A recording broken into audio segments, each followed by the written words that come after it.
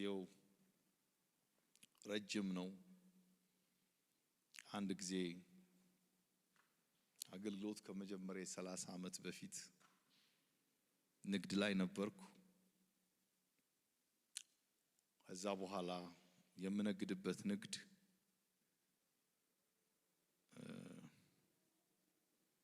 ተቃጠለ ሱቁ እሳት በላው እና በዛን ጊዜ ጥሩ ንግድ ላይ ነበር የነበርኩት በሚነግዱ ቤተሰቦች ውስጥም ስለነበርኩ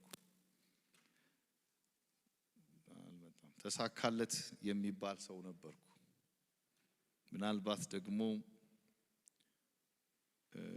በቤተ ክርስቲያንም ጥሩ አባል ነበርኩ እና አልመጣም ከወንድሞች ጋር ከእህቶች ጋር ጥሩ ብረት ነበረኝ በ12 ዓመቴ ነው ጌታን ማቀው እኔ በ12 ዓመቴ ጌታን ሳውቅ ከወላጅ ቤተሰቦቼ ኒኪ ሌላ መቀየር ይቻላል ተወስ አዲስ አለ መሳቢያ ውስጥ ግባና የብረት መሳቢያ አለ እዛ ከወላጅ ጋር አይደለም ያደኩት በገጠር ነው ያሉት እነሱ እዚህ ቅርብ ነው ያሉት እዚህ ወደ ቱሉ ቦሎ አካባቢ ነው ያሉት እግዚአብሔር ይመስገን ኦሮምኛ ተናጋሪ ቤተሰቦች ናቸው አሁንም ድረስ የከብት ጭራ ተከትለው የሚኖሩ ናቸው ከዛ መሃል እኔ ስወጣ እኔ ስለፈለኩ ሳይሆን የ2 ዓመት ልጅ ሳለው እንደነገሩኝ አባቴ ታመመ በጠና ታመመ እና ለህመሙ ምክንያት አዋቂ ይሉታል እና ወደዛ እኛ ወደ አዋቂ ነው የሚሉት እንቆላ ነው ሲጠይቁ ቤትህ ያለው የ2 ዓመት ልጅ ካልወጣ አንተ አተርፍም ይሉታል ከዚህ የተነሳ ከፍተኛ የሆነ ንግግር ነበር ምን እናርገው ይሄን ልጅ የሚል ምን እናርገው በዚህ መሃል አክስቴ ከአዲስ አበባ ስትመጣ አይኔ ልውሰደው አለች እና ዋው ክብር ለስሙ ይሁን አሜን በሉ እንጂ እና ህይወት አልጋ ባልጋ አልነበረም ከአክስቴ ጋር ወላጅ አይደለችም ክፉ ሰውም አይደለችም ሌላው መናገር ስለማልፈልግ ብዙ ቻሌንጆች አለፍኩ ፈረንጆቹ እንደሚሉት አይደንቲቲ ክራይሲስ ነበረብኝ ኤጅ ኦፍ 12 አካባቢ ግን አይ አንደርስታንድ ሰምቲንግ አክስቴ ወላጅ የተመስለኝ ነበር አለመሆኗን አወቅኩኝ ያ ሁሉን ትግሎች ሲደርስበት ዞሮ ግን ለማሳጠር ያክል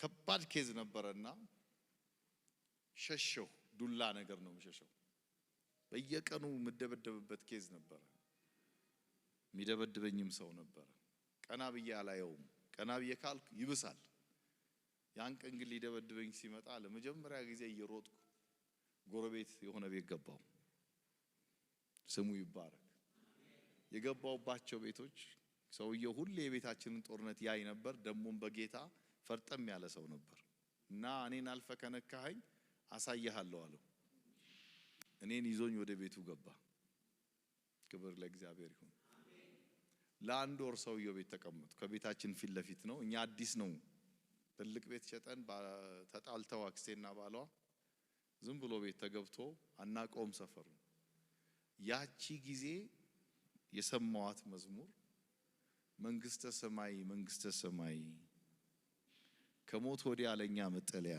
ከአምላክ ጋር ኑሮ እንደገና የምትለው ኤጅ ኦፍ 12 ወይም በ12 ዓመቴ ምድር ላይ ደክሞኛል ሌላ ዓለም እንዳለ ገባኝ ያን መዝሙር ሰማው ይሄን ነገር አስረዱኝ አልኩኝ እኛ ቤት ሲኦል ነው እዛ ቤት ገነት ነው ይንበረከካሉ ብዙ ነገር ያደርጋሉ በማላቀው ተንበረከኩ አዲስ ኪዳን ሰጡኝ አንድ ወር ሙሉ ቤታቸው ስቀመጥ መንፈሳዊ ዓለም አሳዩኝ መንግስተ ሰማይ በሚል በደረጃ መዝሙር ጌታን ተቀበልኩ ጌታን ይዤ ሲኦል ወደ ሆነ ወደ አክስቴ ቤት ተመለስኩ ግን አልከበደኝም ከዛ በኋላ አጽናኝ በውስጥ ያለ ክብር አስገቡ በደም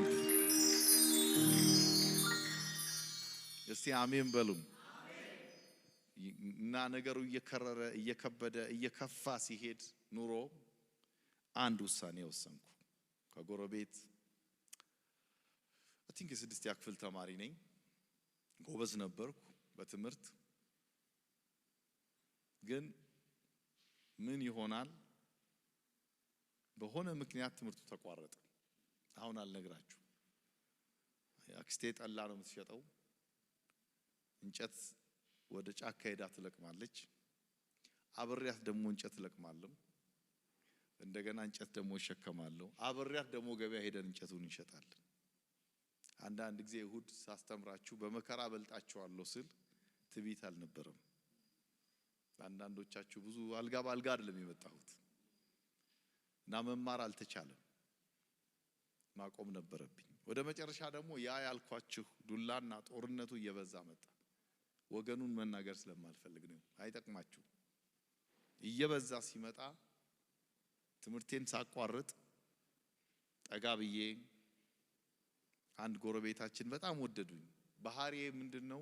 አሁን ላይ ሳይ እኔ ጉልበቴን በልጅነቴ ጀምሮ እስካሁኗ ድረስ በነፃ ነው ማገለግለው።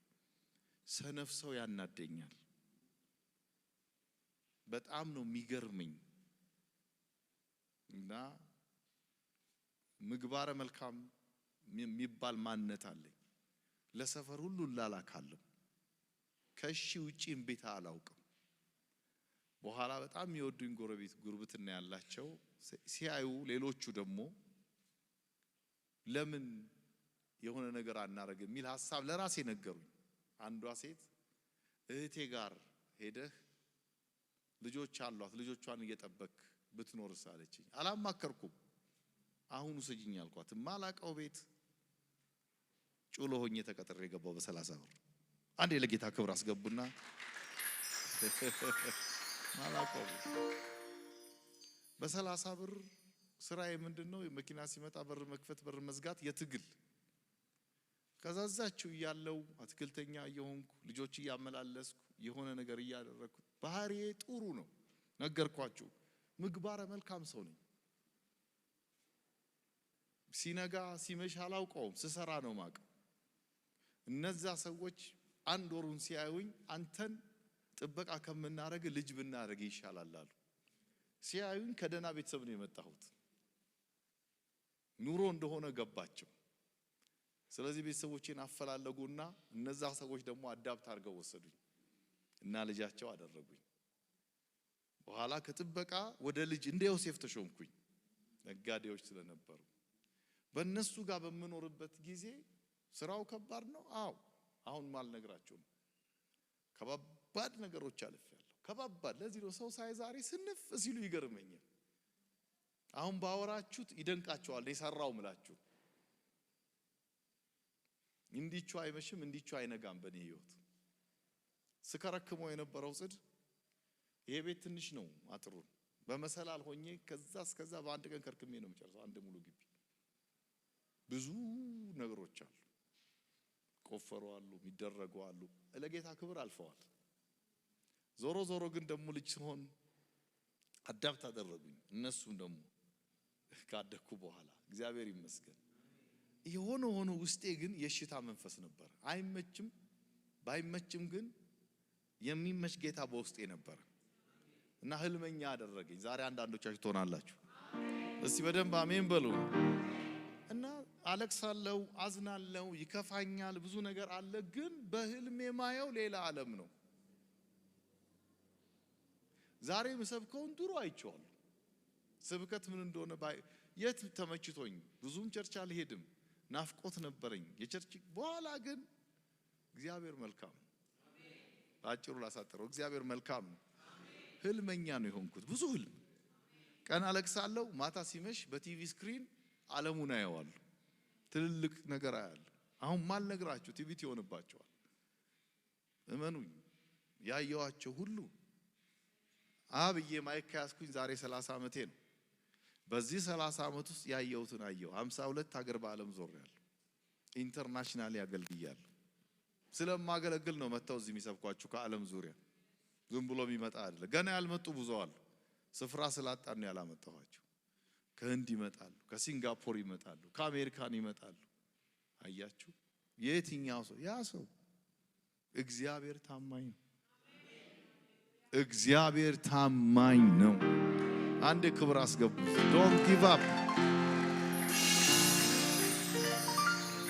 በደንብ አጨብጭቡ እስቲ።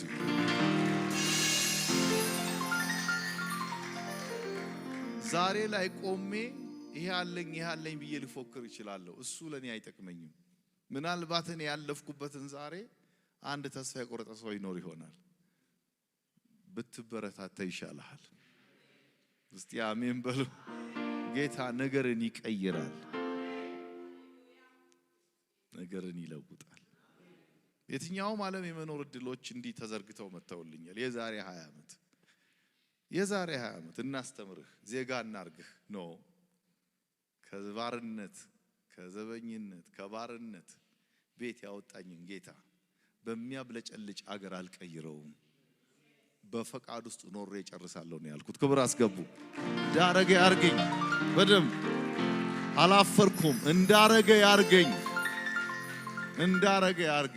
እነ ጃፓን ሀገር የዛሬ 18 ዓመት ነበር፣ አልቀየርኩትም። የትኛውም ዓለም እግዚአብሔር ሲረዳኝ ደግሞ በሌላ ዜጋ ነው ማገለግለው። በእኛም አገለግላለሁ። በሮች የተከፈቱልኝ ሁሉም የሚፈልጉኝ። ክብር ለስሙ ይሁን። እኔ ግን ጌታዬን አጥብቄ ያዝኩ። በድካምም ቢሆን ይዤዋለሁ። እስቲ ክብር አስገቡ። ስለ ብርታት አላወራ። አይኖም ብዙ ጊዜ ተስፋ ቆርጫለሁ። አዎ ብዙ ጊዜ ተንገዳግጃለሁ። አዎ በድካምም ቢሆን ከቤቱ አልጠፋው አለው። ስሙ ይባረክ። ገና እኖራለሁ። አያችሁ፣ ከእግዚአብሔር ጋር ስትጓዙ በትህትና ሂዱ። ሞኞች አትሁኑ፣ ብልሆች ሁኑ። እግዚአብሔር ሰውን ያከብራል፣ ከፍ ያረጋችኋል፣ ታሪካችሁን ይቀይራል። በዚህ ሁሉ ዘመን የተረዳሁት እግዚአብሔር ብልጥ ሰው አይወድም። ፈረንጆች ጋምብል ይሉታል። ቁማር የሚጫወት ሰው እግዚአብሔር አይወድም። ግድ የላችሁም፣ በደንብ ስሙ። በየዋህነት መሄድ ነው። ካልኩሌሽን በዘመናት ውስጣችሁ አይግባ።